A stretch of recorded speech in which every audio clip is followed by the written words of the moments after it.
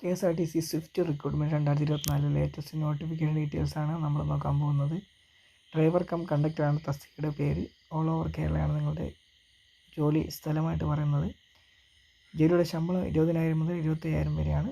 അപേക്ഷിക്കേണ്ട രീതി ഓൺലൈൻ വഴിയാണ്. അപേക്ഷ ആരംഭിക്കുന്ന തീയതി 2024 ജൂൺ 10 മുതൽ 2024 ജൂൺ 30 വരെയാണ്. KSRTC swift.kerala.government.in എന്ന ഒഫീഷ്യൽ വെബ്സൈറ്റ് വഴി നിങ്ങൾക്ക് ആപ്ലിക്കേഷൻ അയക്കാൻ വേണ്ടി സാധിക്കും.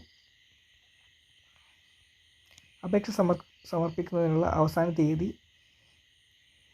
തീയതിയിൽ 24 മുതൽ 55 വയസ്സ് വരെയാണ് പറഞ്ഞിരിക്കുന്നത്. നിങ്ങൾക്ക് 24 വയസ്സ് മുതൽ 55 വയസ്സ് വരെയുള്ളവർക്ക് പ്രായപരിധിയായിട്ട് പറഞ്ഞിട്ടുണ്ട്. അങ്ങനെയുള്ളവർക്ക് അപേക്ഷിക്കാൻ സാധിക്കും.